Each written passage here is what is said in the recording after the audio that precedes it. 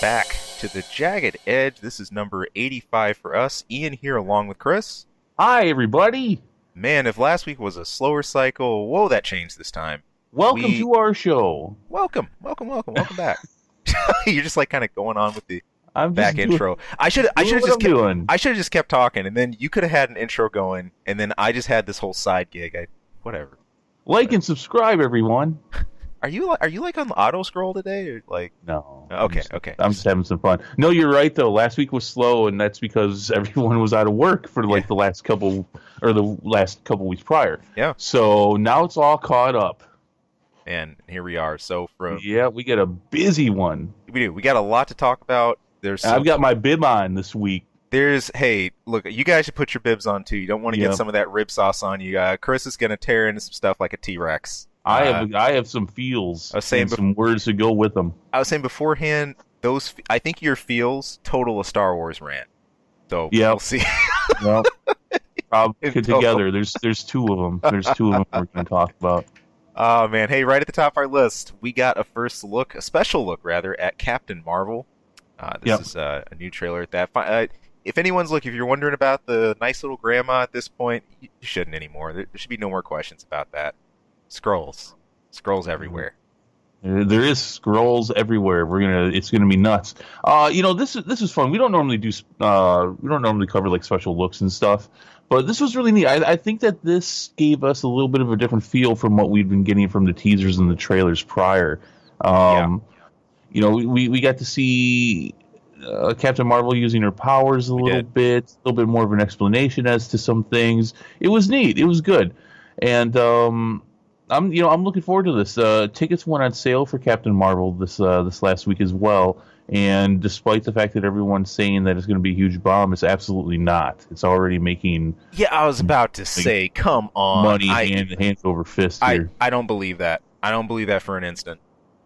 So it's going to be fine. You know what? And the guy, these people that are bitching about SJW garbage with this movie, to which there's little to none here. I kind of expect them, since this is their first female lead. Sure. In the first solo movie for a female, I kind of expect them to play it up a little bit too. It is a big deal, right? But all the I'm not going to get into a whole rant about this because I did that a few weeks ago, and I think that still stands. I don't have anything to add on to it. It just pisses me off. It's not everything's going to have a leading male role. This isn't the '80s anymore, and even then it wasn't like that. It wasn't even like, I'll just point at Red Sonja, and you guys can think about that for a little while. Fantastic movie, by the way. That's one of your favorites, isn't it? Yeah, man. Yeah, that's a great movie. This is going to be fun. I'm not going to sit here and say it's going to be great because I don't know if it's going to be great, but I think it'll do fine. MCU puts out quality stuff. They're pretty dependable. Yep. Just chill out. Chill out. It's all right. Some of you, for those of you that are freaking out, chill out. It's okay. You can like a movie that has a female lead as a superhero. There's plenty of them out there. They've been around for about 100 years. It's just not a new and novel concept. Right. This is not new. Oh man. So, hey, I'm really looking forward to it. Look, Infinity War, what's happened with Thanos is going to require a cosmic level solution. I want to see where some of that comes from. This is an indispensable part of everything that's been happening. So, if you've been following Marvel, look, you owe it. Get ready to check this out. 2 months. 2 months. 2 months. Cannot freaking wait. Also, along the lines of Marvel, we got the Netflix, which people are starting to pay less and less attention to. The Punisher, we got the full trailer for this. The full trailer, finally. After 3 weeks of dribbling stuff out. Tease. We finally got a full trailer, and one week before it's supposed to come out. I actually wasn't. I debated whether I was going to put this in the notes or not, but I did because this trailer kicks ass. It was cool. This is actually really good. Even though Jigsaw is Patches, he's officially Patches. I like that name. What I'm calling him. He's Patches. He's not Jigsaw. He's Patches. If somebody in the comments said, I think they're going with a different direction. Oh, no shit. They're going in a different direction. You can count on that. He's got some decent scarring, but that is not Jigsaw. No. Now, it does look as though he's going to be as crazy as Jigsaw should be. It does. But it's still not the same. But this grabbed me right in the feels because I mean, even though it's not the Punisher that we should have, Right. maybe they're going to correct that this time. But this definitely this has. I mean, and they did this with the first one, at least as far as the trailers and moments in the movie in the season. This is the Punisher. Yep. This. Yep. You guys don't want to. If you're having an issue with a female lead in a superhero movie, that's all right. All your testosterone's right here in the Punisher season 2 trailer. Good Lord. I want to go grab a gun. Just after. that first opening scene in the bar. Right. Daggum, man. You know, Punisher. I think I see this guy. This guy has always appealed to your inner Mortal Kombat. You're not wrong, because I mean, Barenthal in The Walking Dead was the same way. I mean, he is just like the embodiment of male testosterone and anger. It's like you wouldn't even need animation or anything or CGI. You could just paint him green, and even though he doesn't look like the Hulk, people would accept it. Like, no, all right, no, he's got the range for this. No, there's something about the guy. The guy just he does this, and he's looking great as the Punisher. I want them to cancel this immediately after this comes out, though. Especially now that I've realized that Disney's not going to be able to use any of these characters for 2 years. Right. So get this out, let me enjoy it, and then cancel its ass. So we can get them back in. I'm sure, I would hope, and I'm pretty sure that Kevin Feige's probably already talked to John Barenthal and been like, "Look, we're gonna get you in as soon as we can." No, they need to. I just remember back in season 1, opening with the sledgehammer at the construction yard. I mean, this guy has a guttural, just such like a primal yell to him. He does. With where he goes with it. It pulls you in. It's frightening in a way. The way he does. I love it. All right. On what? Nothing. Moving on in. I'm just, not that the level of professionalism is huge around here, but I'm just being increasingly unprofessional. The third of our trailers here. We got a trailer for IO now. Yeah. Okay, this looks sweet.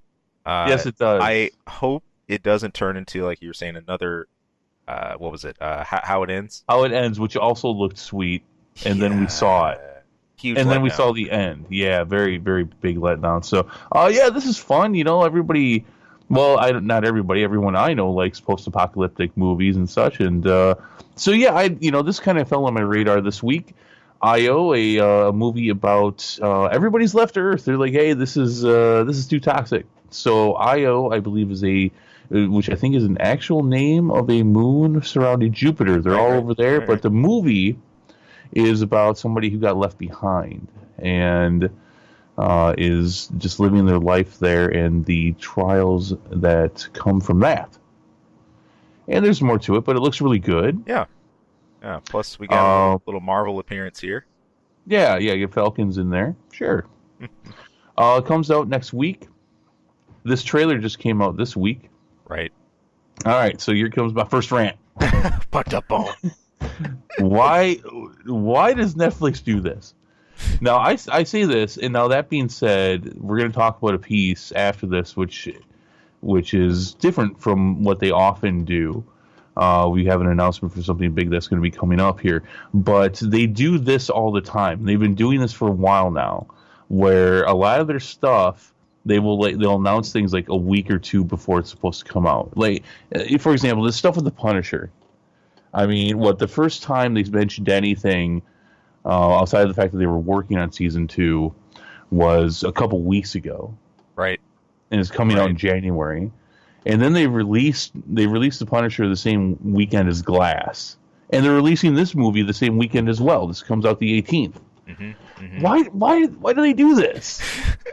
Because we want to give you options. They don't. What options? What are these options? I got to cram everything in one weekend. That's the option. Yeah, you don't want to watch Punisher? Here's your sci-fi post-apocalyptic. You don't like that? Go here.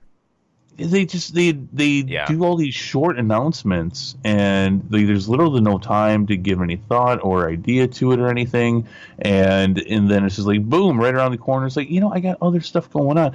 I want to consume this. Yeah. And I know I don't have to consume it right away, but it's just really annoying. It's like, come on, it feels like there's little to no thought going on over there, is what it seems like. And that's obviously not the case, because there's a lot of production that goes into making these things. But, but we also had this with the Jungle Book movie, which wasn't even supposed to come out in 2018. Well, then it came out. They're just like, here, December. Oh, thanks, Netflix. right in the holidays. All right. So, yeah. Okay, that's it. I'm just getting tired of it. You get like zero time to prep. I mean, if you really consume all this, my jumping into Voltron and other stuff was even Daredevil, etc. was my first time consuming like a lot of Netflix in mass ever. So I get it. If you're into this stuff, man, you need a heads up. Right. But this is kind of a new thing that's been going on the last year or so. But it's like it seems like it's ramping up now, where they just dump stuff out. Like, here you go. I'm just getting tired of it. Yeah. It's I'm a busy guy. I work a couple jobs trying to get this channel going, and it's like I got to plan stuff, and I like to have a little bit more notice than 24 hours. Dude, you should be able to turn on a dime. What are you talking about? You should be fine with that. That's right. So yeah, that's knock it off. Netflix. You are so on the fence right now. You're already leaning towards Disney, but I'm going to be getting Disney Plus anyways. Right. But yeah, I mean, this just seals it. Well, hopefully, hey, here's some good Netflix news though. We got an upcoming anthology series, Love, Death, and Robots. This was created by David Fincher and also the Deadpool writer Tim Miller. This is going to be a series. Thank you, director Tim Miller. This is going to be a series of animated shorts, about 5 to 15 minutes long each. Each episode is going to really tackle some distinct topics. Each one's going to have their own crew, their own style, their own 2D animation, and like CG to them. That is sick. This sounds sick. Awesome. Man. Thank you. No, I just yelled at you, but thank you, Netflix. The series itself is going to have, it's supposed to have more of a mature edge to it, more of like an adult audience. Some of this is supposed to be comedic. Others are going to be sort of demented storytelling, like nothing else we've seen out there, hopefully. Tim has said to the Hollywood Reporter about the project, this is a quote, "I'm so effing excited that the creative landscape no, it's not, you get it, has finally changed enough for adult-themed animation to become part of a larger culture conversation." You won't even quote the man. You read it. He said fucking. There you go. Yeah, you have to quote him. That's what he's... Das quoth the raven. Nevermore. Yeah, he threw down an F-bomb. Yeah. and thus I did too. Oh man! You knew I was gonna I knew you weren't gonna say the F-bomb, and you knew I was gonna poke at you. I know. You know how we are about the channel. See, it's a damned if I do, damned if I don't. Because if I say it, it's like, look at you doing F-bomb, and then if I don't, you're not saying it. Yeah. No, I got excited when I saw the F-bomb in the quote. I'm like, I get to have fun with that. It was a tarp. But it's what he said. It is what he said. It is. I can't argue that. I can't. Yeah, he said I'm so fucking excited. So, and I was excited for it. But okay, back to quality in this conversation. We got a sample of this on Twitter. Yeah, we got a quick smattering. It's like 8 or so images. Man, look, I don't think I've seen something with this kind of range since Animatrix. No doubt, freaking beast, man. I love it. All right. On what? Nothing. Moving on in. I'm just not that the level of professionalism is huge around here, but I'm just being increasingly unprofessional. The third of our trailers here. We got a trailer for IO now. Yeah. Okay, this looks sweet. Yes, it does. I hope it doesn't turn into, like you were saying, another. What was it? How it ends? How it ends, which also looked sweet, and then we saw it. Yeah, huge And then we letdown. saw the end. Yeah, very, very big letdown. So, yeah, this is fun. Everybody, well, not everybody, everyone I know likes post-apocalyptic movies and such. And so, yeah, this kind of fell on my radar this week.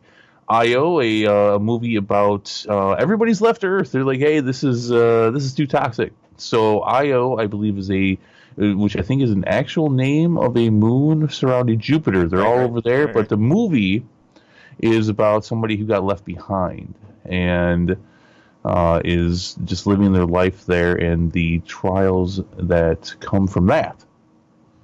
And there's more to it, but it looks really good. Yeah, yeah. Plus, we got a little Marvel appearance here. Yeah, get Falcons in there. Sure. It comes out next week. This trailer just came out this week. Right. All right, so here comes my first rant. Put up on. Why does Netflix do this?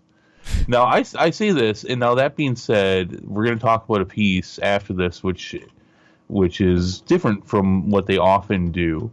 We have an announcement for something big that's going to be coming up here, but they do this all the time. They've been doing this for a while now, where a lot of their stuff they'll announce things like a week or two before it's supposed to come out. Like, for example, the stuff with the Punisher. I mean, the first time they mentioned anything outside of the fact that they were working on season 2 was a couple weeks ago. Right. And it's coming out in January. And then they released the Punisher the same weekend as Glass. And they're releasing this movie the same weekend as well. This comes out the 18th. Mm-hmm, mm-hmm. Why do they do this? Because we want to give you options. They don't, what options? What are these options? I got to cram everything in one weekend. That's the option. Yeah, you don't want to watch Punisher? Here's your sci-fi post-apocalyptic. You don't like that? Yeah. Go here. They do all these short announcements, and there's little to no time to give any thought or idea to it or anything. And then it's just like boom, right around the corner. It's like, I got other stuff going on. I want to consume this. Yeah. And I know I don't have to consume it right away, but it's just really annoying. It's like, come on. It feels like there's little to no thought going on over there, is what it seems like. And that's obviously not the case because there's a lot of production that goes into making these things. But, but we also had this with the Jungle Book movie, which wasn't even supposed to come out in 2018. Well, then it came out. They're just like, here, December. Oh, thanks, Netflix. right in the holidays. All right. So, yeah.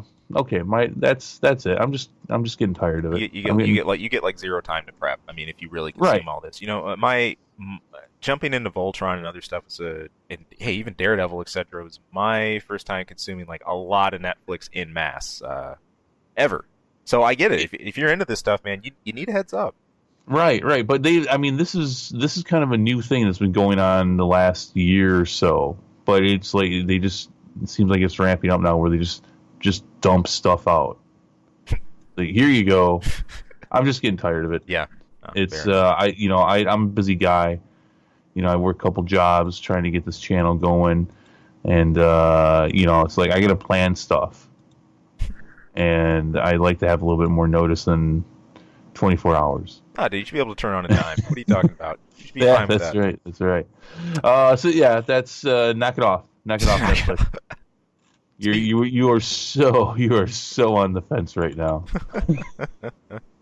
Okay. You're already leaning towards Disney, but I'm going to be getting Disney Plus anyways. Right. But yeah, I mean, this just seals it. Well, hopefully, hey, here's some good Netflix news though. We got an upcoming anthology series, Love, Death, and Robots. This was created by David Fincher and also the Deadpool writer Tim Miller. This is going to be a series. Thank you, director Tim Miller. This is going to be a series of animated shorts, about 5 to 15 minutes long each. Each episode is going to really tackle some distinct topics. Each one's going to have their own crew, their own style, their own 2D animation, and like CG to them. That is sick. This sounds sick. Awesome. Thank Man. you. No, I just yelled at you, but thank you, Netflix. The series itself is going to have it's supposed to have more of a mature edge to it, more of like an adult audience. Some of this is supposed to be comedic. Others are going to be sort of demented storytelling, like nothing else we've seen out there. Hopefully, we got a sample of this on Twitter. Yeah, we got a quick smattering. It's like 8 or so images. Man, look, awesome. I don't think I've seen something with this kind of range since Animatrix. It's been a long time. I think Animatrix is the last time we've had something collected like this. I mean, there used to be. I mean, we're talking in a different era of media. You would find every once in a while you'd find showcases of people's animation, Right. and that would be the closest that we've had to this. Animatrix obviously had one big topic though, the Matrix. It did. This is going to be something very different. It's got completely different creative crews, different writers, different developers as far as the animation. But it's all collected in this one big anthology. I am so excited for this. This is the kind of stuff that made me want to be an artist. So Cool. I have no idea when it's coming out. Thank you, Netflix. Can't we just have a love relationship, Netflix? Does it have to be love-hate? Does it have to be love-hate? Can't you just give people some dates or like it'll be out this quarter or around this time? What? You know what I'm going to find out when this is going to come out, Ian? I'm going to find out 10 minutes before they release it. That's when they're going to announce. Here comes the trailer. Now at the end of the trailer, it's out now. I hate you. Thank you. I hate you. Thank you. I know. Oh, man. Why do they have to be like this? Now, some of this is just the look of it is sick. I mean, I'm looking at I know it looks great. in the one of the first ones. You have like the cell shaded style in like the bottom left, contrasted to some of the full CG. And I mean, man, you're going from everywhere here. This is stuff that you would say, man, I normally see that style from like Pixar or something closer to, oh, I was gonna say Monsters Inc. And then you have stuff that's kind of along the lines of like Halo Wars and stuff. This is gonna be crazy. Yeah, looks sweet. Yeah. I'm so looking forward to it. This is good stuff. Awesome. Well, Check it out, people. Love, Death, and Robots. Yeah. I heck, Keep it on your radar. we can review this when it comes out, or If we do, I think we'll have to take a new format yeah, because I mean, it's an anthology series and it's all completely different creative minds and yeah, stuff. So they should be treated independently. I agree. Yeah, that's where I'm sitting with it right now. So we'll see. Because we'll get a trailer and then it'll come out 10 seconds later. So we'll have no time to think about it. In fact, I think Netflix. I think they said later on when they announced that the trailer is actually going to come out after they release it. Here it is. Now here's a teaser. God. There you go. Ugh. Oh well. Well, unless how can I say this? I guess upswing news, because neither one of us were really hyped about this film. But hey, it did well. It's going to continue. And it's official. We got the real word on this being underway. That's Venom 2. This is officially underway. A report from Variety this week that negotiations are being done to bring Kelly Marcel, who's one of the screenwriters for the first film, back to write for the sequel. She's also going to be the exec producer this time around. Of course, Tom Hardy's going to be coming back as Venom. This made over $855 million worldwide in the box office. Not to be sneezed at by any means. Nope. Sony themselves, they did make an announcement back at an untitled October 2020 release date for a Marvel sequel. I wonder what that is. Right, exactly. Yeah, seems pretty likely. So we'll be seeing this again. It's not going to be It's not going to be the Amazing Spider-Man 3. That's for sure. That's done. It could be that Aunt May spy flick though. Oh Lord, don't remind. That exists. That was a thing. Here's the thing. We didn't like Venom. A lot of people didn't like Venom. Right. Venom made a lot of money, but it's kind of funny. Normally, what I see on social media, people either loved it or they hated it. There's not a lot. There's some, but there's not a lot in between. So here's the thing: Kelly Marcel, one of the screenwriters, one of the screenwriters. So I don't know to what extent she worked on this thing. Right. Okay, but I do know that she did the screenwriting for the movie adaptation of 50 Shades of Grey. Yeah. You're trying. Yeah, give that. You can give that a second. Yeah, it didn't take me quite as long to figure that out. But I'm letting that swirl around a minute. Don't let it swirl around too much. You'll get an STD. So. No, you're right. I don't want to think about that a whole lot. I avoided all that like the plague. Some of the crew's coming back, but maybe not all the crew. I mean, other people move on to other projects. That being said, I mean this wasn't a good movie.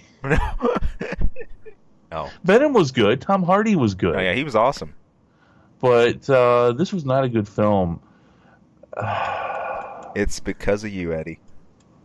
Yeah, that's all I'm gonna say.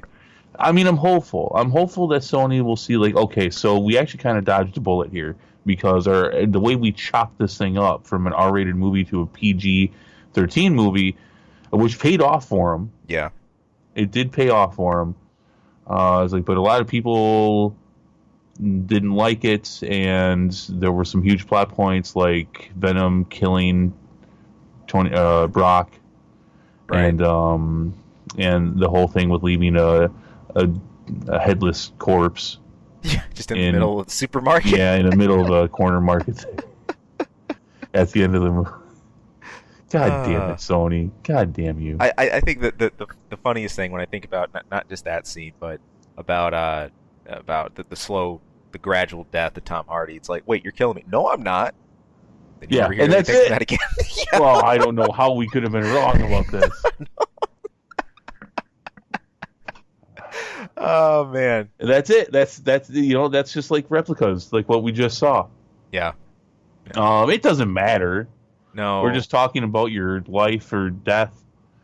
But we're just gonna drop that plot point. Well, here's the upside. Hey, Woody Harrelson, it's Carnage. Yes, yeah. I mean, no, there is an upside to this, just because I mean they could get their collective shit together, and it could end up being great. Good, sure could. I'm not betting on that though. I'm not going to bet on it. But no, you're right. Woody Harrelson as Carnage will be fantastic. Yep. Woody Harrelson is pretty much good at almost everything he does. Yep. So, yeah, but it's official. They're working on it. So that's their... Yay! There you go. That's a thing. All right. Also, with Marvel, we got the promo for Avengers Endgame. Now, caveat here. Now, the material you have here is to stay within the first 20 minutes or so. This was from talking with MTV at the Golden Globes on Sunday. Kevin Feige had this to say about the rumors of them not showing anything past the 20-minute mark for the trailers. Quoting him, he said, "I'd call it somewhat accurate. Yeah, I think as was the case with a lot of our films, this one in particular, being able to generate excitement without giving away any of the many, many, many, many secrets would be ideal, and I think the Disney marketing team is the best in the world and will be able to pull it off." So, good. Yeah. I hate this with some trailers. They ruin it. Same. They ruin it. Something that I've been doing since we've been doing this channel is I scrub through the trailers. We use a lot of that stuff for our reviews. Right. And I don't like to go beyond trailers because I don't want to use anything that wasn't released in mass, so that I don't want to spoil anything. Right. So I think the trailers and the teasers are fair game. So that's where I pull those pictures from for our reviews. But even then, like, I'm starting to notice things. It's like, why is this in here? Like, for example, we'll go to replicas again. There's multiple shots from the ending of the movie. Yeah, exactly. And and I'm going through there. I'm like, I cannot believe. Why would you release this? This was, looking back, and I couldn't help but do a double take about that. It's the same story you got there, because I look back at the promo material for that movie, and then what we saw, I'm like, you could glean like 85% of that film pretty much just by what you saw out there. Well, there's actually a lot of movies like that. Yeah. There's a lot. So And I've been saying for a long time, trailers should not have anything past the first act of the movie in them. Yeah. Period. No, I agree. Especially for a story like where we're at with Avengers right now, the Infinity War, you don't want to give that away. Right. You can't. So good I mean, on 'em. can you imagine what would have happened if they would have shown any of that dusting in the trailer? No, that would have been crazy. Yeah. I, But stop it, Hollywood. Get in the corner with Netflix. Love it. Yeah. Oh man. All right. Here comes an area of contention here. I'm not. This just makes me shake my head, man. We're turning away from comics. We're looking a bit at Star Trek, sci-fi. Star Trek 4 has been shelved permanently. This is Boom. Roasted. Report from Deadline that the initial news this week, Star Trek 4, it's been canceled as its director S.J. Clarkson has moved on to direct the upcoming Game of Thrones prequel pilot episode. Deadline also said that she became available to do the show after the movie was shelved. Man. Right. So it wasn't that she moved on and told Paramount to screw off. She took this role for the Game of Thrones after she was freed up. Golly. So, which is important because a lot of times directors will leave projects and then it's like, oh, what do we do? Yeah. But no, she made this decision after they'd already shelved it. Right.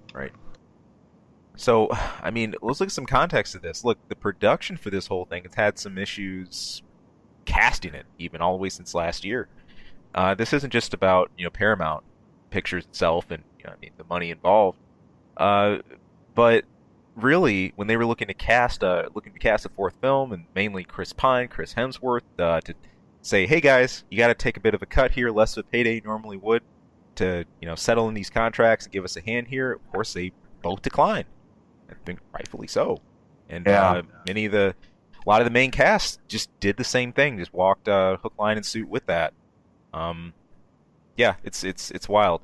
Then you got the Quentin Tarantino Star Trek film. That's still in production, but it's unknown if what that's actually going to do as far as the universe and the timeline runs.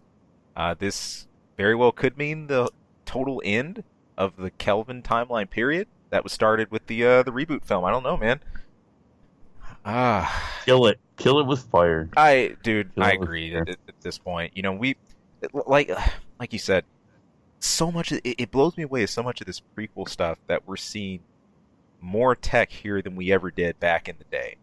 Yeah. That's a different problem. It is in and of itself, but there's all kinds of continuity warping and everything else. Star Trek has just been this train going late 2018 and now that I want to cheer for, but I every time I'm standing up out of my seat, just getting ready to pump my fists, I just sit back down again.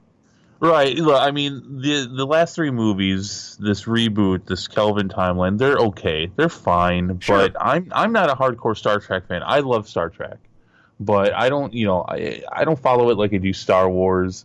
I don't follow it like I do many things. Right. But I enjoy it. It's been around since I can remember in many different forms. But these new Star Trek has kind of been having the same issue as the James Bond film. Right. Where look, they're slower stories. They're not amped up to the the highest level with action and sci-fi, and they're having some problems grabbing some people.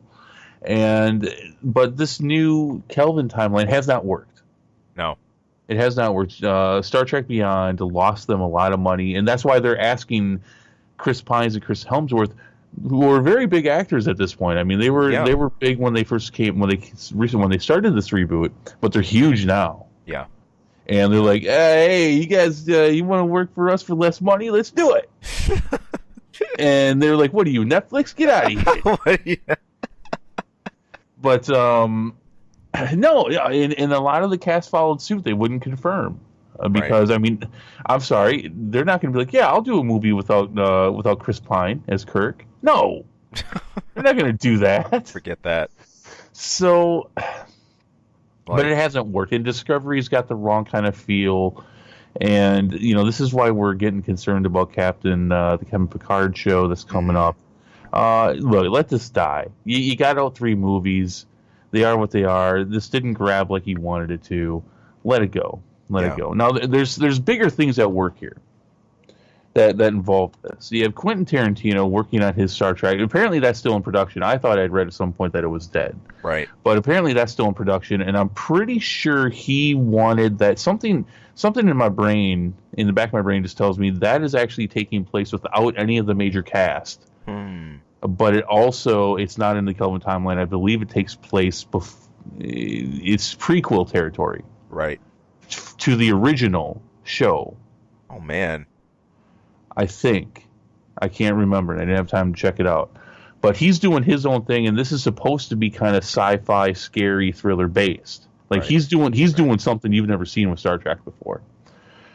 But what's really important about this are these movies and the licenses that come with them. Right. And this goes into the Picard show. Because one of the issues that we found while researching this is that there's actually a problem with the Picard show. And there's some that are saying that it's going to take place in an alternate timeline from the timeline that it should, which infuriates me and makes me want to Hulk smash on them. But there's a reason for this. And it's because when back in the Next Generation days, in the movies that came out after, Paramount was part of Viacom. Right. But Paramount has since split from Viacom. But Paramount has the license for the movies. Yeah, I remember us. But Viacom has the license for the shows. Right. And this has actually entangled things now because Next Generation did nothing but movies after the shows. So technically, CBS and Viacom are not allowed to use anything that happened in the movies. You remember all that now? Yeah, I do. It's the garbage. whole conversation around the Next Generation stuff. Yeah. Absolute garbage. So that's been a big problem. However, just like most of these other licenses for these big names like MCU, Paramount's only got so many years, and they have to get something to production. Yep. And if they don't get something in production, the rights go back over to Viacom. Now, that being said, there's also now discussions of a remerger of Paramount going back to Viacom. I don't know all the details to it, but and then you've got Tarantino's film, which is out there somewhere, and how does that play with the licensing for Paramount? I don't know. But quite honestly, Paramount needs to either let Viacom have access to the stories that came from the movies, so they can make a proper timeline with Captain Picard, or they just need to let the whole Star Trek license go because they're not doing anything good with it. No. This goes back to what we've been talking about huge franchises and AAA ships and the management they're in and where they're going. Look, it's okay for some of this stuff to just sort of. In fact, the break could be the fix in cases like this. Sometimes you need to go all the way back to ground zero. So, if it does take that kind of reset for something awesome Star Trek related, I'd be for it. Look, the last thing Star Trek related I really enjoyed was I thought it was cool, the Khan movie with Benedict Cumberbatch in it. Yeah, sure. Yeah, that was fun. No, I thought that was solid. Out of the ones that were released, they're okay. Yeah, they're all right. That's the one I remember they're most. Okay. Yeah, but they're okay. But yeah, this is not hooked the way that they wanted it to. We're not in Next Generation TV series territory or those days or the original movies. Far from it. We're not even in the ballpark. No.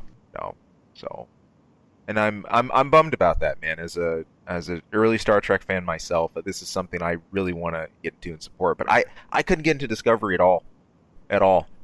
So no, that's because it's kind of shitty. Oh well, we can dream. Yeah. So look, it's like you said. I mean, the biggest issue here is that this thing is just it's spread out and it's garbage. It's just garbage how it's being treated. Yeah. Sorry. Little there. Sorry about that. No, it's just, I mean, Viacom has the TV show, Paramount's have the movies, and when I found out the whole thing about, the Picard show and how they put an alternate timeline because they can't use any, because a lot of important stuff happened in those movies. Oh, yeah. Especially the last one. People got married, characters died. Mm-hmm. The ship got destroyed a couple extra times. Yeah. And it's been a lot of years since, but I mean, there's some important things that have happened there. They have to be able to reference these things. You should not have to make a whole new timeline. I mean, I'm probably not even going to watch this Picard show if they end up having to do that. Get this fixed. Yeah.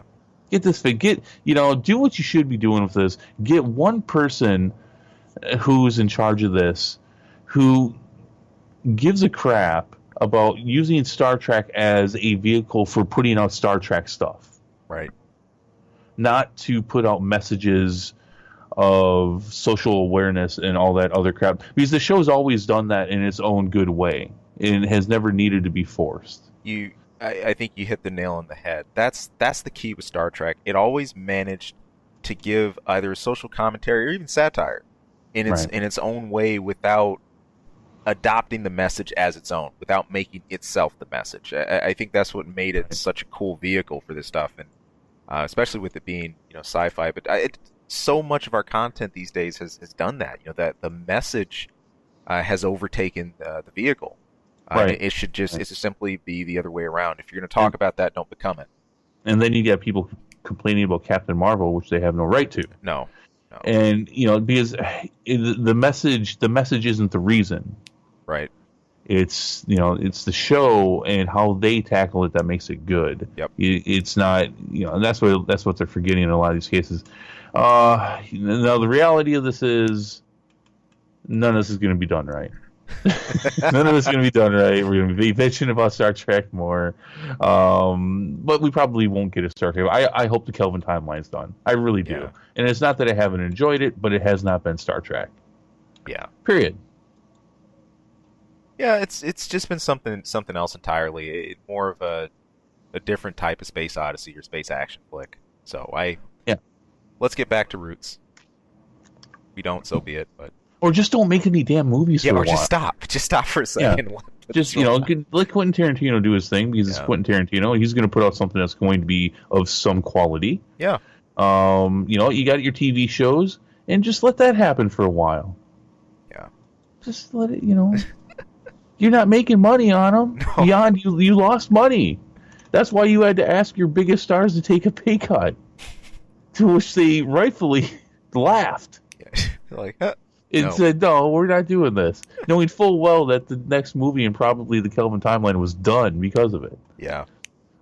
So, all right. Jesus. So falls the ship. Yeah. Knock it off, people. Yeah. Knock it off. And here's another one you have to tell to knock off as we go over into gaming here. This still sticks in the line of our AAA discussions we've been having. Boy, there was some big news this week. Look, if any of you follow gaming in any capacity. Look, you don't even have to be a old school Halo player or whatever else. This is a big deal. Bungie is officially separating from Activision. They're getting a divorce. This is major. The last time we saw a large move from Bungie was when their contract with Microsoft was up when they had done the Halo trilogy, and when that was passed into 343 Studios' hands, and of course Bungie went off to work on Destiny, which has had a lot of highs and lows. A lot of lows. A lot of lows, but mainly lows. It looks like they're getting back on track.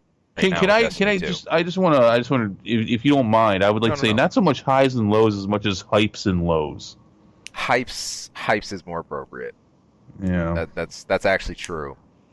And there's been a lot of squabble about that, I think, amongst fans of who's some of that to blame, because I mean the way content has been released has really varied. A lot of people panned the microtrans stuff. They hated that. You had a lot of funny releases, with Destiny 1 and then moving into Destiny 2. It almost seems like the stylistically there have been some things that are a little dyslexic. So some people have said, well, this looks like it was done by Bungie, and some people, well, it looks like this was more of a corporate decision. There's been all kinds of polls about that, but that's it. Bungie is going to self-publish. To take a quick statement, a quote from them that they were saying off their official site said, "With Forsaken, we've learned and listened and leaned into what we believe our players want from a great Destiny experience. Rest assured, there is more of that on the way. We'll continue to deliver on existing Destiny roadmap and we're looking forward to releasing seasonal experiences in the coming months, as well as surprising our community with some exciting announcements about what lies beyond. So, yeah, I mean, with them self-publishing, look, Bungie's already announced that this is going to be some of this could be an uphill battle, with them stepping into this themselves, but they've still got a lot they're juggling. I think do I think they can do it? Yeah, heck yeah. I wasn't a Halo diehard when the trilogy was running, but I have long respected Bungie's work, and I think their vision they cast out, especially with sci-fi epics and stuff like that. So in Destiny, the concept behind it, yeah, I'm not a Destiny player, but dude, the scope is awesome. And from my buddies who do play it, all the stuff that's happening right now and the big reveals we've had in the story, and to the stuff that's happened with the new raid and how that's been discovered and people stepping into it, that's awesome. I'm excited for him. Yeah, good for him for going on their own. Activision sucks. A lot of people aren't very happy with them right now. They're killing Blizzard. Yeah. So we're going to be hearing about that, I think, throughout the rest of the year. So, yeah, good on them. I mean, who knows what caused this? We're already hearing a lot of. I think the general consensus are positive changes going forward with Destiny 2. Yeah. And I believe Destiny 3 is also planned now. That's been announced. Right. So, now some other context here, a couple of things. It is pretty important to note that at least part of Bungie, because Bungie's not a small op. This has tendrils everywhere. They're looking elsewhere as far as where some of their development's going. Now, just last year, they did receive about $100 million in funding from NetEase to work on non-Destiny projects too. So, I mean, look, we know they can walk and chew gum. Of course, they can do multiple projects at once. It's not just going to be Destiny 24/7. Go ahead. I was going to say I don't know if we know that though. I mean, hey, good on Bungie for doing this. Right. You're going to go on your own. You're going to publish, but they've not published by themselves before. And before Activision, it was Microsoft. We don't know if they can walk and chew gum. We don't know how much Activision actually drove the ship. Right. And how much Bungie did. I'll say this: due to the company, the sheer size, on paper they can walk and chew gum about the amount of staff/resources they have to develop with. In theory, you'd believe so. On paper, that's how that looks. Now, in practical application, that's another story. Go. No. I'm sorry. I'm used to seeing Bungie when I see that name on one huge project at a time. AKA when they were doing Halo, it was all Halo. Right. For a while, it was all Destiny. But go on. Well, and look, and again, Destiny's been, it's not highs and lows, it's been hypes and lows. Yeah. Destiny has, I would say that their reception overall to their products has been lukewarm. Yeah. For Destiny. Yeah. I mean, that was a game I was really looking at several years ago where I'm just like, no, this is not shaping up to be something I want to play. Halo died a miserable, horrible, painful death. It did. It really did. Now part of the question of that is how much Bungie was involved, because I think at some point Bungie was no longer involved. Yeah, so once Bungie did the split and moved to 343, basically Halo 1 through 3, that's Bungie. And I think some of the other like what was it, ODST, some of the prequel stuff that talked about the Spartan Project before it was just Master Chief, all that was Bungie. But then when you moved into Halo 4 and beyond, yeah, that wasn't their hands. So I guess for me, I don't think I've had much time on a Bungie game. I played some Halo. Mm-hmm. I was not impressed because I'm not a fan of first-person shooters on consoles. Right. So, it is what it is. But, yeah, I'm not... Hey, good on them. They're going in the direction they want to go in with their stuff. I think that's great. Moving away from a devouring monster like Activision, I support that. No one... Activision probably did not get a lot of Christmas cards this last year, so nobody's a big fan of them right now. Good, but is this maybe the move that allows them to fly? Right. I don't know. I don't know about that. I don't bet on that. And I think that's the sort of skepticism, the kind of cautious skepticism that's important with this, because look, it's really easy to frame this whole thing when you see this happening, because what does it look like on paper? Big bad AAA, monster entity eating everything, and here you have heroic company. Heroic company leaves, become heroes, publish the most epic thing ever because big bad company's no longer over them. It doesn't necessarily work like that. There's all kinds of other challenges and things that come up along the way, and there's still some questions, especially uncharted water for Bungie themselves. So I would agree, again, on paper they have the resources to do it. Application's going to be key, which I think means it's not all roses right now. That this isn't a completely perfect picture. No, but it's probably good to detach themselves from Activision, because Activision and EA are, they're not. They don't get a lot of praise right now. No, and rightfully so. The age of microtrans and nickel and diamond you and firing ads everywhere and promising support. Speaking of promising support and mainstay of games, like how long term they are. I think you have a lot of people who look for that. What's that game I can commit to? What's that game I know is going to be around for the next 2, 3, 4, 5 years? And so many of these titles today, not just fantasy MMOs, but even I look at Destiny here. This was billed, and I think this goes along with the hype that you were talking earlier. This was billed as, hey, you want to go like a sci-fi direction? This can be like a WoW challenger. This is that game you jump into and you invest in for the next like 8 years. This is huge. This is gonna, and it wasn't that. Yeah, and then Destiny 2 came out 4 years after the first one, I think. Yeah, maybe not even that long. Yeah. It wasn't that initial scope. So, it's gonna be uphill. Wishing Bungie the best. Rock out with that. I know for Halo myself, I played the original trilogy all the way through, and Halo 4 as well. I did notice a distinct difference between Halo 4 and Halo 3. Ironically, that I felt you couldn't fully follow Halo 4 unless you knew about the books, which is amazing to me.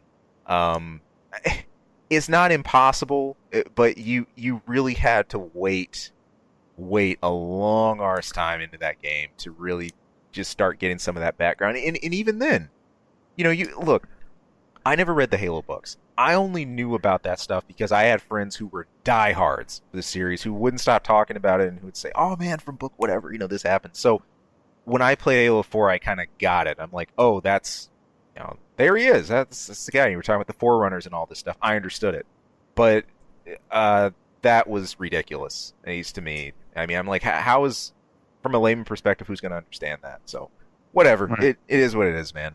So, I was never on the Halo ship super long after. I love the LAN play. I respect it for the years of 12-man and 16-way games we did. I had a blast with that, but, what is. So, good luck, Bungie. Good luck, Destiny, and whatever else you guys are going to be working on. Sure. All right. See you later. Au revoir. Bon voyage. I'm not, not really a fan. No, I'm with you. I'm a fan of this move, but yeah. Well, on with some news that I'm really sad about. Really, really, really sad about. Are you sad, or you're not? I'm still in anger. The sadness. I've not moved on to sadness. The sadness comes first, then the rage. This is about. Look, this is related to Alien Isolation. Now, look, if you guys listened last week. Last week's show. Just last week, we were just talking about this Twitter announcement that popped up and looked like a kind of staticky video of Amanda Ripley. And this, we knew the way Alien Isolation ended was wide open for a sequel to be explored further. In fact, Alien Isolation, I dare say, was that game/movie that really fits so ridiculously well in the Alien franchise. I put it right alongside with Alien 1 in my mind. Just fantastic. So here I am, I'm all excited. See this miniature spoiler, whatever it is. We don't know what the project is yet. So now we do. And It's a mobile game. It's a phone game, everybody. Don't you have phones? Freaking A. You got a phone, right? Oh, oh, this is heartbreaking. Look, this is going to be called Alien Blackout. Alien Blackout. It's a mobile game. It's going to be set between Alien Isolation and the original 1986 film itself. So it's a sequel to Isolation. Yeah, it's supposed to be right somewhere in between the events. And look, this has milking written all over it. You know, we're not just milking; it's blue, the Last Jedi milk. Oh yeah, with the whole Luke shake of the head, tastes great. What was that he said? This does not taste great. No, this is just revolting, man. I mean, obviously, look, good job, shitbags. Fan reaction has been terrible to this, as it should. You know, very clearly, this was a bait up front into what could easily be perceived as a follow-up, what should rightfully be perceived as a follow-up, but everyone knew was coming. It's not. So thematically, let's look at what this is about, at least a bit.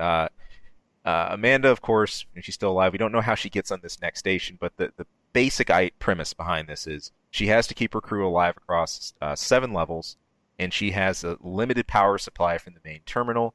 Hold on, that is until you put in some money. Yeah. Then you get more power. Don't forget that. Yeah.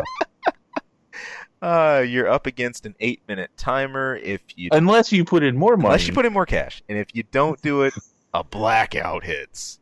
Whatever that's supposed to be.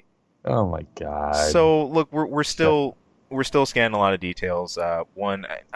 I'm assuming. I'm just going to assume. I'm not scanning any more details. I don't need to know anymore. I won't be touching this game. No, I can't blame you, but I'm looking at this. If this really is going to be, the milking fest, and we're going to look to do this before a proper sequel to Isolation. This is your proper sequel. Oh man, no. I don't want to believe it. I don't want to believe that at all. Sorry.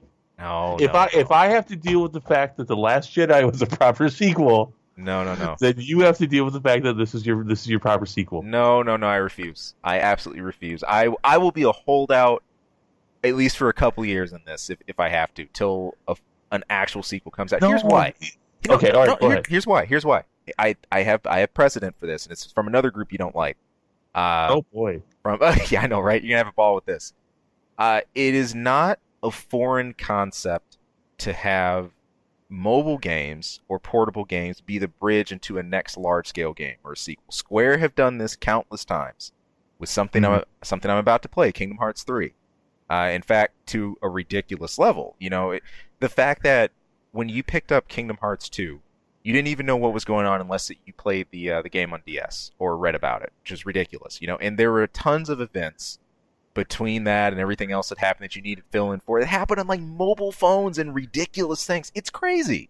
Do I like this trend? No, I can't stand it. I think if you're doing a sequential series, that if you release maybe some kind of animated short or something, that's fine. But for goodness sake, please keep it all on the same medium. Keep it all on the same console. It drives me bonkers when I have to look on 3 or 4 different systems just to get the story of what I'm after. It's nuts. It's nuts. Mm-hmm. All right, so why are you holding up hope? Well, this isn't Square, for one thing. Yeah, who is making this? The creative group behind this, they were one that I hadn't seen before. I'm trying to remember if I have before. Let me dig that up. I don't know off the top of my head. If I remember, I don't remember their name, but I believe the company that is making this, at least in part, is notorious for microtransaction games. So I have the devs being Creative Assembly and Feral Interactive. Okay. Both those beat me. Man. Yeah. So, I mean, here's the thing. You get Alien Isolation, which is a pretty, definitely a strong game. Yeah. I'm not gonna say a huge hit. It is a hit. It's been wild. It's been almost unanimously well accepted, but I don't think it made a lot of money. It didn't make massive amounts of money. It's a hit. Yeah, it's a hit. So, and it's got a cult following to it, and it's got word of mouth. Yep. And so, if you own this license, and you're like, well, how can I make more money? How can I make more money? And you start shopping this license around. This is what you get. This is what you get. And this is what we have with Star Trek. Yep. And to a degree, this is what we have with Star Wars. And this is what we get now. Yeah. Because we have these huge licenses that people love. These huge IPs that people love. But the people who own them don't love them. Right. And this is what you get. You're coming away because the Alien franchise, if I can talk, the Alien franchise needs to grab onto something because they've got nothing going on. No, they've got nothing. That last movie was dog shit, and I'm pretty sure they're not even going to continue the rest of that trilogy. No. All right. I mean, there's nothing good going on for Aliens, but it is so good. There's some great classic things there, and so they have Alien Isolation, and they get it. They got it. Boom. Yep. You got it. And so, what do you do with it? I mean, you're gonna put it on a phone. How are you gonna play? How are you gonna play survival horror on the phone? Look, let's just.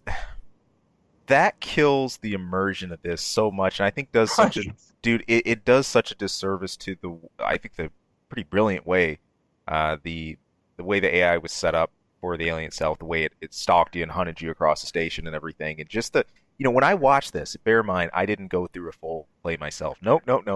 But this game is just atmospheric, and when you're watching through it, like doing a full play, you're put right there. I don't see that happening on a phone. You know what a phone's gonna feel like? A phone's gonna feel like those motion scanners. They have those in the original Alien. You see, like, you're tracking it where it's moving. Mm-hmm. But I'm not feeling that, man. It doesn't have that same sense of terror. Right. So, this is gonna fail. Yeah. And you're hoping out for a true sequel. I don't even think it's gonna happen because I don't think that there's the people with the heart behind this to make that kind of decision. I don't think that you have the people behind it that would be like, oh, maybe we went in the wrong direction because we were trying to grab some more money than we should have. Right. And we didn't understand. And this is the thing. This is where we're having problems. Because you have decision makers who don't understand their IP. And then at the same time, they don't understand where the gaming industry not only is, but where it's going. Right. And where it's going with your IP as a game is right down the shitter. Because they don't want to deal with this. I mean, okay, so not only is this coming on the phone, you're going to have to pay for it. You're going to have to pay to play this game. $5, I believe, is what they said. $4.99. Yeah. So, I mean, now you not only are you taking your IP into an area of media that it has not been in before, which is phone games, but now you're going into an area that almost doesn't exist at all, which is phone games that you have to pay for. That's not even a well-tested media for these things to even exist in. What are you doing? What are you doing? Oh my gosh! Don't you have phones? Yeah, don't they have phones? One of these execs should have been like, well, geez, I wonder how many games people are paying for right now when they have to pay to play them. And they'd see that there's not many. Right. And they'd see that they're by far not the most popular ones. Right. I mean, this is whatever. No, my aliens, it's good to know you. It's just stupid, dude. After you have one more amazing olive branch here, and you just have a slap in the face to a wonderful game like Alien Isolation, and then this is no way to follow up something that cool. No way. Just look. Here's what you do. Just ignore Aliens for the next 5 or so years. Ignore Predator for the next 5 or so years. And reboot these two together with somebody who actually understands the product. That's your best bet. There you go. It's honestly your best bet. But I mean, we are talking about IPs that are going into their 40th year. All right, both of these came out early. Well, actually, Aliens is, I think, there this year. First movie came out in '79. That franchise is 40 years old. Golly. And Predator is not far behind it. All right, and nobody's making good movies for these things. Nope. So that's their last. I think that's their last chance. Yeah. Reboot it with another Alien versus Predator, but try to make it good. And you're gonna be going uphill. Yeah. But that's your last chance, I think, honestly, because the Predator was not well received, and I'm pretty sure the sequels that they had planned for that are done. Yeah. Or maybe even move these things out of movies and just, I don't know, technology. Maybe you could do a series on Netflix or something, a limited series. Right. Right. I could see that. Or move it. Maybe finally give us the Alien versus Predator versus Space Marine that we've wanted. Yeah, maybe it's that having on the phone. Yeah. Oh Lord, please. Maybe like you're saying. Look, it's having these kind of series on like a side avenue, like a Netflix or through a game series or something like that, because they already have the weight through the name of being known. Like they've already cut their teeth on the big screen. Right. You know what this stuff is, and I think sort of having that side element to it is what makes it amazing. It's kind of like when Alien Isolation was out. I mean, everybody remembers that this film, and you look at a game that does such good homage to it. I really, dude, I know I'm not speaking for everybody here. I would be fine if another Alien Isolation, as good as the first one was, or better, maybe like 1, 2, 3 of those. If that's substituted for anything we're going to see in movies, fine. That I'm cool with that. So, yeah, I wouldn't mourn it. I'm not one that just I have to have an Alien movie in X amount of years. I have to see it on big screen. No, if you've done justice to the experience properly, and I think if you understand the source material, you can have something awesome. It doesn't have to be on the big screen. No. Yeah. Well, they better do something, or the alien with a tongue with a mouth is going to be history. Yep. And it's acid blood. Ugh. Acidy spit. Oh man, I'm some of those kills in Alien Isolation are just fantastic. Going back to them now, so good. Well, now you can go back to it on your phone. No, just stop, please. That's what you're getting if you want to pay $5 plus microtransactions. Yeah, I got to roll back that timer, man. Time to put in another $5. Yeah, so let me just round this up because we've been talking about for about 10 minutes. Let me just round it up real quick for everyone. For whoever owns the Alien franchise right now, you suck. Summary. I think that sums it up. Summary. Yeah. All right. Going back into Marvel territory was something that's been near and dear to us that we've been playing, going through this channel. And hey, I hope you tuned in the Spider-Man playthroughs. If you have, I hope you enjoyed them.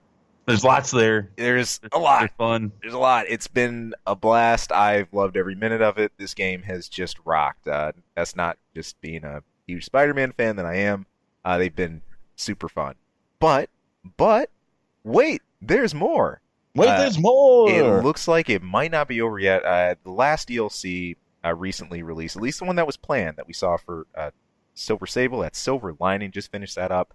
But Insomniac has had some sneaky Twitter announcements here lately. It looks like, I quote, there is some fantastic DLC. Is that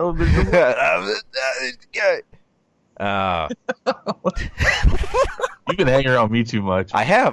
That was one of your riffs. What am I doing now? You're gonna be dropping an F-bomb here. That's when I'll know that you have fully been converted and assimilated, is when I hear you drop an F-bomb. I'm sorry, we were talking with Spider-Man. I apologize. So, without revealing a whole lot of info about it, Marvel basically said that on their Twitter that, hey, something fantastic's coming. Any guesses? Now, this tweet came out as part of... It's coming to Marvel Spider-Man. Marvel Spider-Man specifically. So, and I clarify that only because this was Fantastic Four week, and there's like Fantastic Four is in everything right now. Right. Or it's going to be. So that's why I wanted to specify that. Right. No. My apologies. No, important. No, it's important to base it. So what can we expect to see here, and what's actually happening with it? So some of the info we have here, two of the things at the top of the list. One is the Future Foundation suit. Now, if you remember back to the comics, the Future Foundation suit sort of has like a black and white it's awesome theme to it, and it looks sweet. Yeah, it's really, really tight. Yeah, the Future Foundation suit, or this would be hilarious because they have had a few of the parody suits. You could get the Amazing Bagman. Yeah, The what is this Baghead suit. Bagman? I saw this. Where does this come from? What's the story behind the Bagman? All right, so the Amazing Bagman is this goes all the way back. If you see the art for it too, from where this first appeared, and this crept up in Marvel Legends as well, if I remember right. If I have my facts straight on it, but the whole point. Let me give you some history behind it first. So this was an arc where Mr. Fantastic, Reed Richards, was looking into the whole alien symbiote being separated from Peter, and when he was left without a costume, he's like, well, it's not like you can go web slinging around with nothing, right? You need something. You got to have some kind of disguise. Oh, okay. Yeah, so basically, Human Torch helped give him a hand, and they worked with this just stupid plan to give him some kind of temporary disguise, and I think Torch even trolled him by like writing on the back of the bag like a "kick me" sign and like putting a sign on it. But yeah, he just had like this bag on his head and this really old Fantastic Four suit as a temporary measure. So that's right. If the Fantastic Four suit with a bag on his head, that's okay. So that's where that comes from. Yep. And that's an old school story too. And it's funny because that comes off of you're right. It's an old school story, but one of the most beloved. Spidey. I mean, when you think of Spider-Man, you think of course Venom, and then where Venom be without the black symbiote itself? Not if you're Sony. I'm sorry, my bad. You're right. Sony's trying to make that separation. Yeah, they're trying to. It's never going to happen. I'm sorry. Okay, I'm sorry. No, Amazing Bagman would be totally whack. Or you know what? Maybe we get both. Who knows? Yeah, but you know what? That's not what I want. I mean, that's fine. That's fine. If we don't get any more major DLC for Spider-Man, I'm fine with it. I mean, because this DLC was huge. Yeah. It was, it was a lot of stuff. I would love some kind of small series of events featuring Fantastic Four, plus a couple suits, plus a Fantastic Four bad guy. That would rock. Plus they put the Baxter Building in New York, which is not there. Right. We're not going to get that though. No, this appeals to something larger. I think we really, really want with these kind of superhero games that we look into, but that you don't always get. And let's frame Marvel Spidey as an example here. I mean, look, you go through this, you see the Avengers Tower, for goodness sake. Right. You see all the hallmark signs and even just small little references of other heroes exist in this world. Do they ever cross your path? No. You don't run into Captain America. You don't run into Iron Man. You don't run into anybody. It's you against a bunch of supervillains and everything else. So we know that they're supposed to be a part of this world. Taking steps to always remind us of that, or actually making that connection, have the Fantastic Four show up, have Iron Man show up. That's the kind of stuff that makes us go nuts. We could actually see that. So I would even be happy if just Human Torch. I agree. Because I mean, he and Spidey have a long time friendship. So, yeah, we're not. I mean, I'll be happy. If a couple more suits come out 3 or 4 months from now or whenever, and I can just kind of screw around with the game, which I hadn't touched at that point for probably about 5 months or so. Right. All right, whatever. If they're free, I'm not paying for them. I'm not going to pay for just a couple suits. No, forget that. So, yeah, I don't want it that bad. No. Well, yeah. I mean, that's dumb. Yeah. maybe $1 for both suits. Right. But, yeah. I mean, I got excited. I'm like, oh my! But I was talking to you about it before the show. I'm like, we have no idea where licenses are for these characters. I mean, because they were 10 years ago. Actually, 15 years ago is when it happened. I mean, they were everywhere. Marvel characters for movies were scattered to the wind. Yep. And it was ridiculous. And now they're finally going to get almost it all collected. There's a couple things hanging out there. We talked about that, I think, last week with Hulk and Spider-Man. But I have no clue where licenses go for video games. Right. It appears just from what we've seen from some of the Marvel games that we've gotten on the phone games and such, that this could all be collective, but that could basically because they're phone games. Right. What we know, besides the fact that Sony obviously has the rights to Spider-Man, not just in movies but in games, they signed a 3-game deal with Square Enix. Right. So who knows? We're supposed to be seeing. Okay, I say that in quotations. supposed to be seeing something about that this year. Yeah, we're supposed to see a lot of things from Square Enix. Hashtag FF7 Didn't you have remake. Didn't you have Final Fantasy VII news this week? Oh, about about the remake. Yeah, are we done with this one? I think so. For Spidey. Okay. So Spidey probably gonna be some suits. It should be another DLC that came out at the end of this year. That would be great, but it's going to be a couple suits that we're going to get probably. Yeah, this is just a little something I wanted to sneak in about FF7 Remake. This isn't ground-shattering news because, well, let's face it, there is no ground-shattering news since the freaking E3 announcement. But I like to make fun of Final Fantasy, so there is spinning on the mill. We don't have I don't have like a full Twitter post or anything to confirm this yet, but the signs are pointing towards April to be a point where we actually finally get something full on the remake. You know, the funniest thing about this is half the stuff, the side things we've heard about remake have been leaks. Now, the last significant leak I recall was the private art show, and yes, a private art show. It was like this gallery where yeah, it's ridiculous. They were going through concept stuff for remake, which were actual assets, by the way, and it actually did turn out to be true. But it was like this closed door event, and it was ridiculous. It's just, I'm sorry. I'm getting this image in my mind of some shady looking guy in a trench coat. And he's like, "Hey, come here, come here. You want to see something?" He opens up his jacket. There's a picture of Barrett. Hey, man, look what I got. And then he opens up the other side of his jacket. There's a picture of Tifa, and he only lets you see that one for a second. $10, man. You can look at it for 5 minutes. This is from the remake. I don't even know how people, or the who and the hows and the whys and who got invited to that, but it was pretty laughable that, you know, actual concept stuff of remake was this closed door event in a small art gallery. That's so awkward. So awkward. Anyway, Square Enix sucks. So we're pointing to, you know, April supposedly. I actually don't have in my calendar exactly. April for some word. April for maybe some images, possibly a trailer. Yes. A teaser. Yes. Yeah.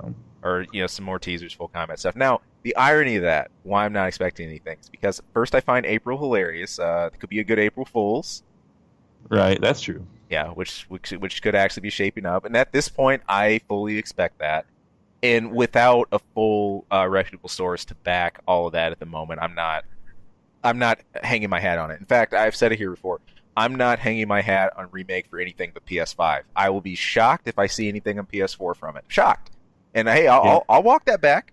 If we get part 1 or something random, okay, so be it. But I highly doubt it. Oh my god, they could not possibly put this thing on multiple consoles. As far as part 1 coming on PS4 and part 2 coming on PS4, that's suicide. Yeah, it is. You say that, man. We're in a crazy age. You never know. I mean, if we're running with this, if we were to say there's validity to this April thing, we'll probably get a teaser in April for something larger to come. 2 months later at E3? Yeah. And maybe they're making another shot at. But I mean, when was it when we heard that they were starting from scratch? That was early last year, wasn't it? Oh, I want to say even before that. Was it the end of 2017? Yeah. But it's only been a year. Yeah. A year-ish. Year and some change. Can they have things to the point? And I say this not because, you know, generally speaking, it takes games longer. I'm saying this in the context of Square Enix. Oh, and real quick, to be exact, that was around spring of last year. Okay, so less than a year. Yeah. Less than a year. Yeah. Can Square Enix be ready to show a trailer in in a year's time? Right. Because at that point it'll be April. Can Square Enix be ready to do that? I don't know, man. Because they're developing this thing now. They took it out of the other company's hand. This is in-house. Yep, all of it. We're going to see this when you're 50. And at least by that point, I will be retired, Yeah. so I'll have the time to play. And I'll taunt you on my PS8, my VR PS8 that just injects right into my brain, dude. And I'll taunt you because you're gonna be at work and be like, I'm playing. Yeah, man, dude. Remake would be something special. I would try and make some time for that first part after waiting that long to play it.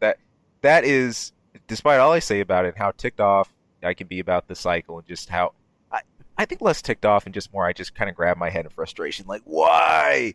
As I say that, I eagerly do want to play part one. It does deserve that. I see now. I don't want to play part one. I want to play all of it. Because I'm not going to just play part one. Yeah. So I'm not even to the point where I've agreed that I will buy this. But I thought you've always said that it. Oh, you're right. That. I did say I would get it. I would try it. Yeah. Yes, that's true. But I think I'm kind of now that you're right. I have said things like that, but I think I'm on the fence now. Right. Because this is just. We're not going to get into all that. Square Enix, you suck. You're right. You're right there with people who own Aliens. You suck. Yeah, I don't know. I don't think we're going to see anything in April. If we do see something in April, it's going to be a teaser for E3.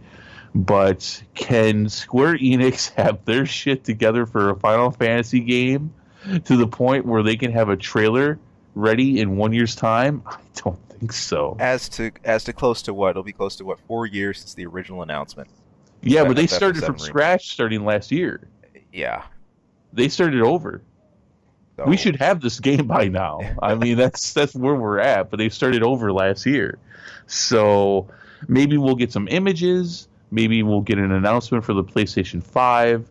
We should get an apology, but I doubt we'll get that. Nope. Man. And they should, and I will continue to say it, if they're going to really go with this, and they seem like they are eventually, Part 1 needs to be released.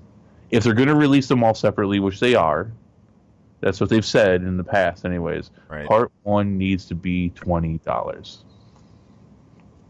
I support this. Although it's hilarious, there was an interview with Nomura where they kind of walked back some language about parts, and they were saying, "Well, I don't know if dubbing this parts." I'm actually going over a quote here. I remember. I don't know if dubbing this parts was the proper terminology because we're aiming for what was it? We're aiming for multiple. What was it? 30 to 40-hour games each. What? I'm just saying. Oh my god! That's not a story as much as it's an experience. Yeah, that's the theme behind it. Each one of these is supposed to be about the size of FF13, which was, I guess, 40-hour game or so. So, take that for what it's worth. I don't know, man. That's so dumb. But I just want to play a game. I want to play a remake of one of the best games I ever played. Yep. I don't want I don't want a Final Fantasy VII experience. I don't want to spend 20 hours chocobo racing. Okay, it was bad enough I had to spend a few, which was a fun side game. But I don't need Disc 4B to be chocobo racing. All right, I just want to play Final Fantasy. Because it's probably that's the first time that's come out of my mouth in a long time. It's probably going to be the last. Because your games are shit now. So, but this FF14 rocks. Yeah, okay. But, I mean, I want to play 7. 7's your chance. They know they've lost millions of people. They've gained millions of people. But they know they've lost a lot of their fans. There's millions of people like me that not only don't play Final Fantasy games, we don't like Square Enix games. Right. But this is your shot. And maybe you might gain some fans back from it, but this is this is as much of a guarantee as you're going to get that you're going to get money from guys like me again. Yep. And as time goes on, less and less of us are buying consoles. Let me just say that. Well, the other thing too about why the timing is so important too. Less people with consoles, less people with that sit to invest that kind of time to play an RPG. Look, playing one RPG alone, a 40, 50-hour game, is already an investment in, today. But you put all those together for what, a 110 plus hour. Yeah. I. Just make your damn game. Just make a game.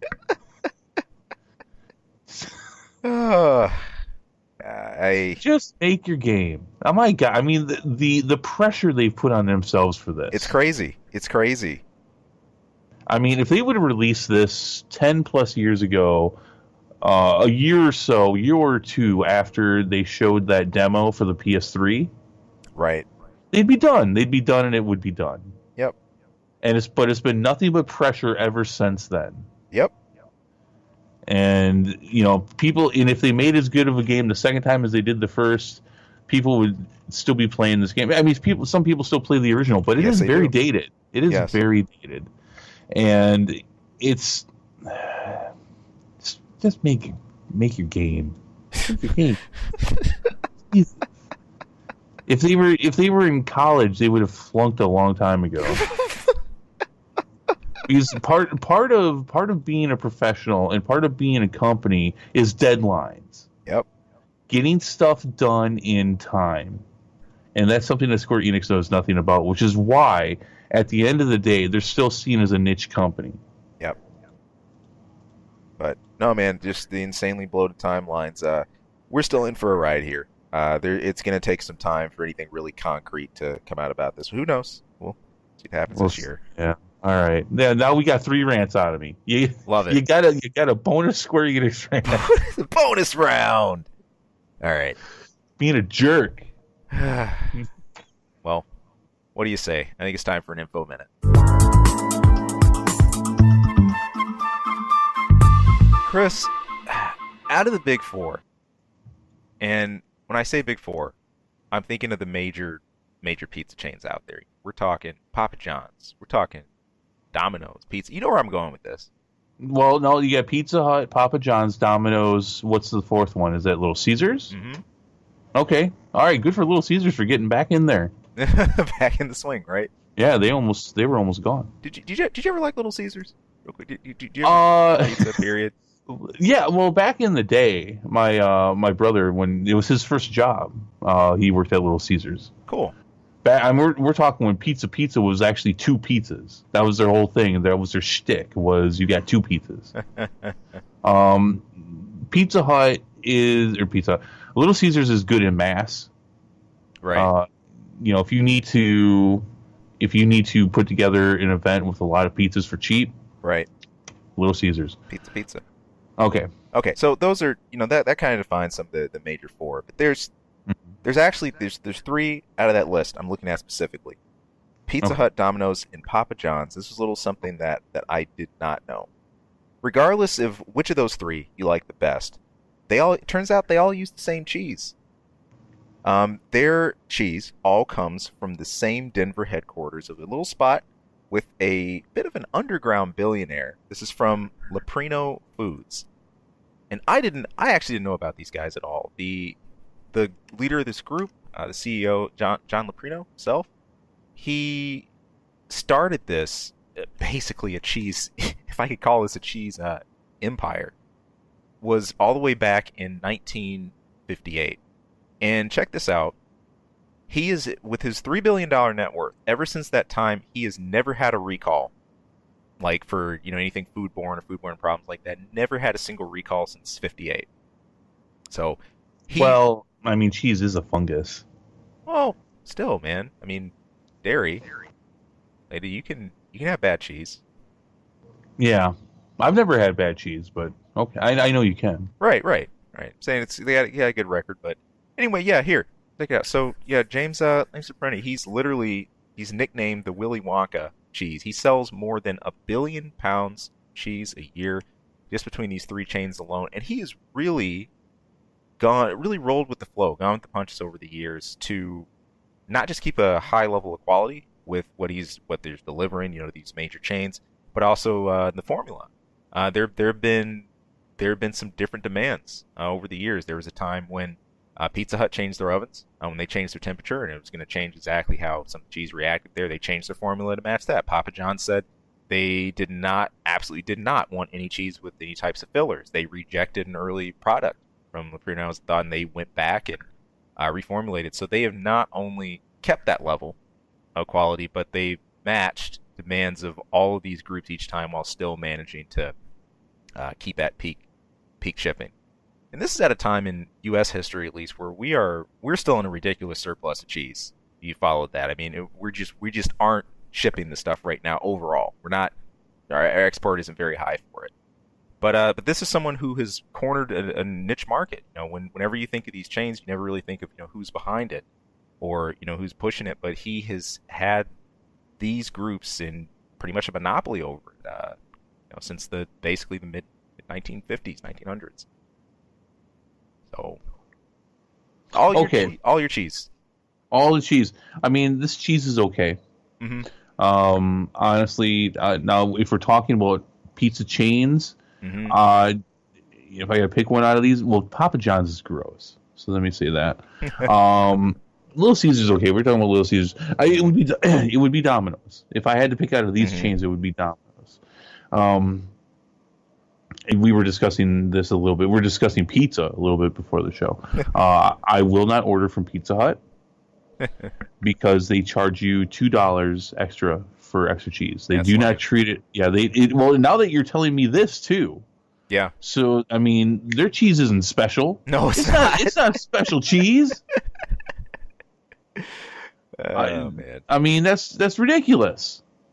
So every time I'm with a group of friends, they're like, "Yeah, let's get Pizza Hut," and I'll call. If I'm not buying, then fine, I'll eat Pizza Hut. Right. But if I'm buying, I'll call and be like, "Are you still charging $2 extra for extra cheese?" They're like, "Yeah." I'm like, "All right, well, I'm not going to order from you. Just let your manager know why. It's because you're charging $2 for cheese. It's an ingredient." All the other restaurants treat it like an ingredient. You don't have to pay extra if like you get a 2 topping. One of your toppings can be extra cheese. It's ridiculous, I tell you. Anyways, but if I'm picking a chain, I'm picking Toppers. Toppers. There's one I haven't heard in a minute. Oh my gosh, Toppers. I know Toppers. Yeah. Oh, so good. So good. People, if you have a Toppers around you, there's just, I mean, unless you're talking like a local place, but if you're talking chain, yeah, it's all about Toppers. All about Toppers. So all these guys can go to hell. You suck. Man, everybody sucks. That's right. That's right. No, actually, Domino's okay. Little Caesar's okay. Papa John's sucks, though. There isn't a very... At least they don't have a racist for spokesman anymore. Oh, gosh. And that's... Oh, what a scenario that was. There's a spot here that's pretty solid that I've seen around the southern areas, too. Broadway Pizza. I've not heard of it. I dig it. I like it. Nice. It's kind of like they got the big New York style cut. With the and they're very generous with their toppings and everything. It's delicious. So, but that is interesting. Like I'm surprised that they would all order the cheese from the same place, and I'm sure it sounds like they have different variations, but right, it doesn't have the best taste to it, does it? No, when I think of these, the cheese isn't the standout thing. No, in fact, I would say it's kind of bland. I mean, it's there, but it's not what I'm. Usually sold. And this is a Wisconsin boy talking too, so I know my cheese. Cheesehead, for real. I know my cheese. It's not very good, and that's part of the reason why I think my stance in pizza is like, we're in Wisconsin, right? I have cheese in my pocket. Why am I paying $2 extra for your cheese? Give me a cheese grinder. That needs to be a show title at some point. Your cheese ain't special. Oh, yeah, your cheese ain't special. I got some in my pocket. All right. Well, that brings to the end of the road, people. So, you've hung with us till this point. Thank you very much for hanging with us for a rant-ridden show. You don't suck. You don't. You don't at all. We've had a ball with this one. Hey, want to hear from you guys, though, just about any of the news here, whether it's the AAAs, the Netflix, any of the thoughts, the feels, hey, all of it.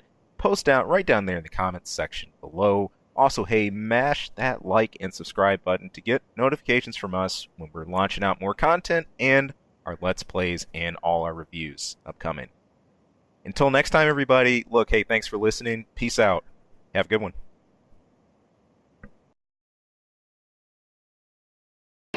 Hey people, thank you for tuning into this episode and taking a listen. If you like our content, if you like what you're listening to, there anything we go over, hey, please, we would not only love to hear more from you, but if great if you could throw some support. You can subscribe right below. Also, you can toss us a line anytime. That's ksawmedia@gmail.com. Of course, you can tune in for our channel anytime for movie reviews, game reviews, a lot of random wacky stuff. Yeah, who knows what you'll hear. And of course, our episode each week where we're bringing the nerdiest things we can find, pick up, and maybe not find, maybe the stuff that just drops in our laps. But anyway, hey, thank you so much for tuning in. Thank you for listening. We hope to hear from you again later. Take care.